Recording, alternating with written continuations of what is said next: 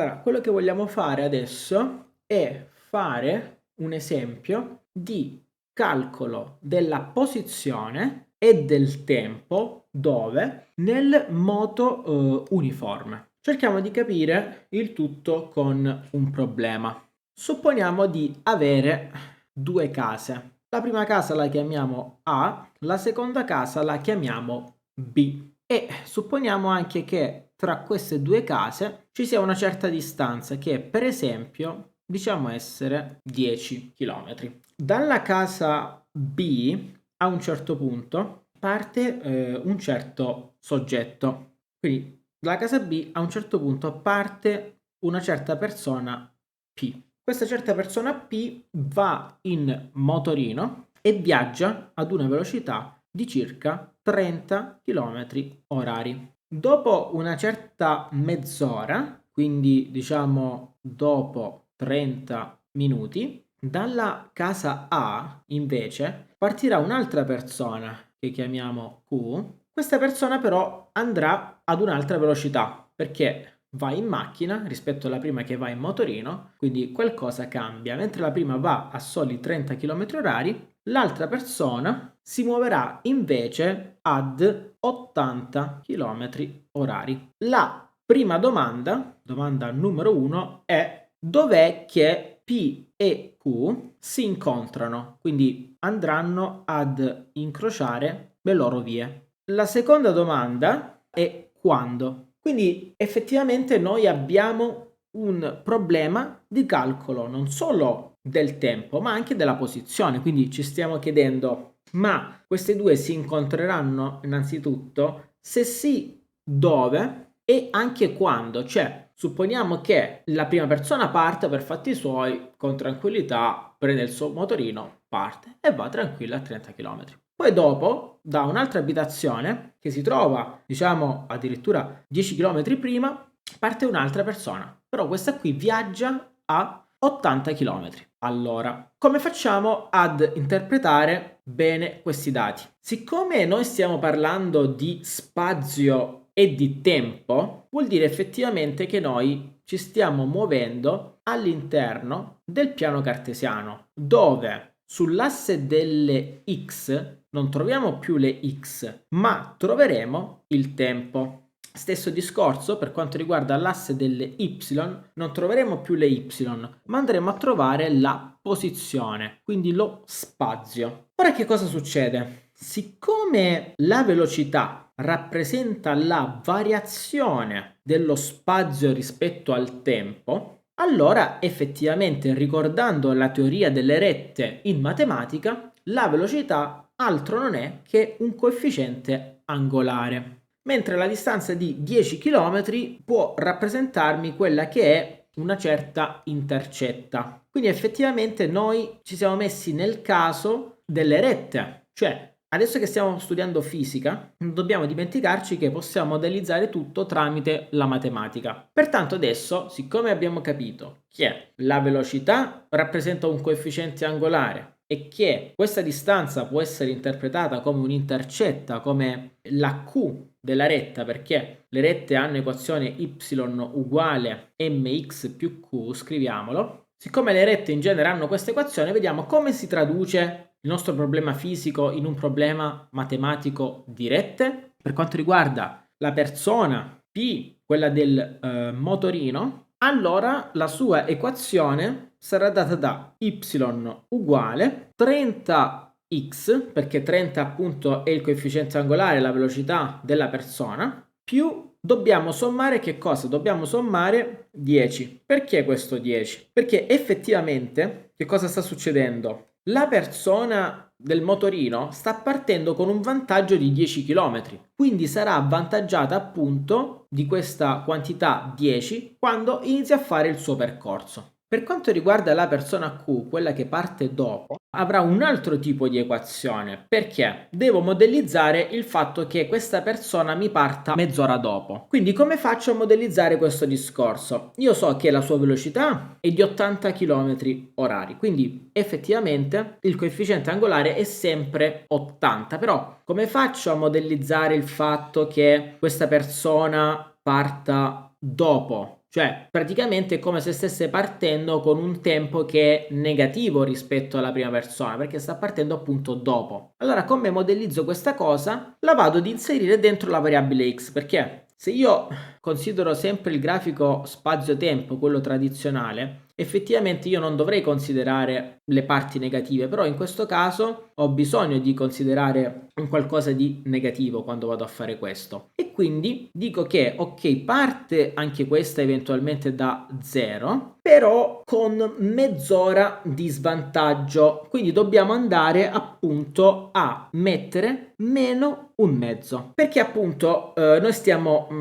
ragionando tutto in chilometri orari, cioè questo grafico spazio-tempo in realtà il tempo è espresso in ore e lo spazio è espresso qui in chilometri. Quindi perché metto un mezzo? Perché proprio il problema dice guarda che questa persona parte dopo mezz'ora. Allora un mezzo vuol dire appunto mezza ora. Quindi adesso siamo ormai diciamo arrivati perché appunto vado a risolvermi questo problema. Innanzitutto devo moltiplicare tutto per 80, se no appunto non me ne esco, quindi ho 80x. Se 80 lo vado a dimezzare con un mezzo, naturalmente avrò meno 40, perché poi c'è anche il segno meno. Quindi dopo aver moltiplicato l'80 con la x e con meno un mezzo, che cosa faccio? Vado a riscrivermi queste equazioni. Perché vado a riscrivermi queste equazioni? Perché adesso è più facile lavorarci. Posso risolvere adesso questo sistema nel metodo che più mi piace. Quindi per esempio posso andare ad effettuare il mio preferito, che è appunto la sottrazione.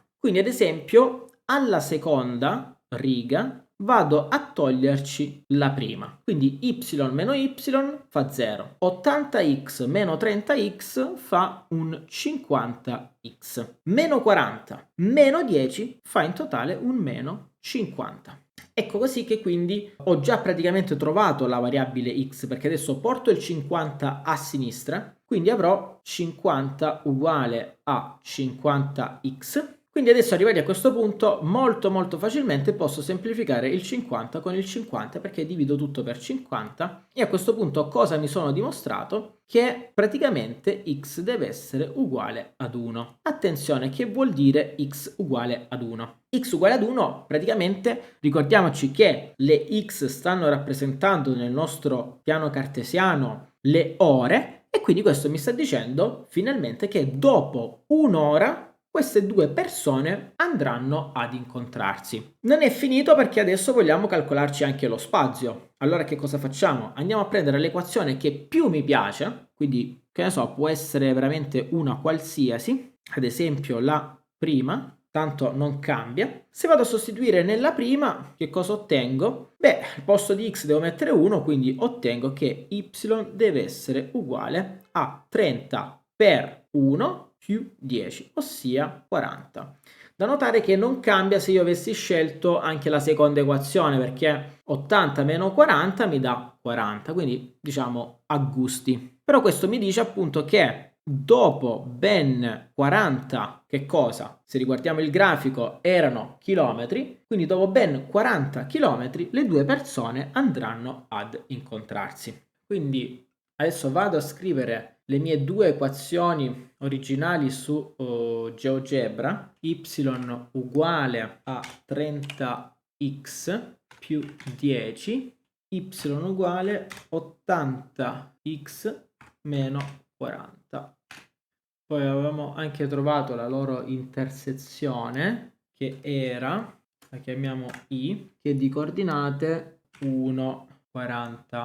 Ecco qua, quindi appunto qui puoi vedere come diciamo i due grafici vanno ad intersecarsi. In realtà voglio farti vedere a questo punto un'altra cosa. Quindi diciamo purtroppo su GeoGebra non si vede bene perché non c'è una rappresentazione in scala. Qui invece abbiamo effettuato una rappresentazione in scala in cui appunto si arriva massimo a 3 mezzi per quanto riguarda il grafico sulle x e arriviamo fino ad 80 per quanto riguarda appunto il grafico sulle y.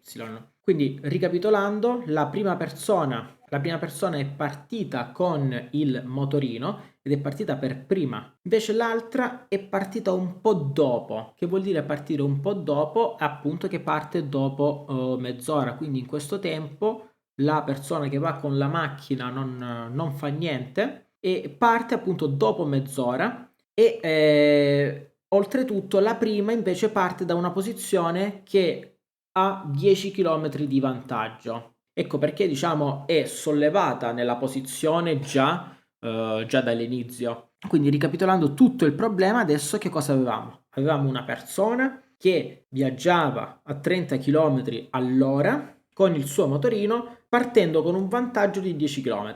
E poi avevamo un'altra persona che partiva con uno svantaggio di 10 km. Ecco perché appunto questa non ha nessun vantaggio per quanto riguarda la posizione, parte da zero, ma dobbiamo mettere uno svantaggio nel tempo perché rispetto al tempo questa persona partirà dopo. Questo partire dopo si simula nel fatto che appunto sull'asse delle X la partenza è spostata di mezz'ora in avanti. Qui possiamo vedere appunto l'intersezione tra le due persone, quindi queste persone si andranno ad incontrare dopo un'ora, ma dopo aver percorso entrambe 40 km. Quindi nonostante la prima persona, quella blu col motorino, sia partita per prima, il fatto che andasse solo ad una velocità di 30 km le ha consentito di fare entro un'ora 40 km, mentre la seconda persona, andando ad 80 km, è riuscita a fare, diciamo, lo stesso tratto in sola mezz'ora. E quindi questo è tutto quanto l'esercizio. Abbiamo tradotto quindi un problema prettamente fisico riguardo il calcolo della posizione e del tempo nel moto uniforme in un problema che è puramente di matematica. Dovevamo trovare dove le persone si sarebbero incontrate e quando. E quindi questo è tutto lo svolgimento del mio esercizio. Si trattava di impostare semplicemente un sistema di due equazioni in due incognite, un sistema lineare, quindi fatto solo di rette, e risolverlo col metodo più opportuno. Quindi diciamo a posteriori era molto semplice.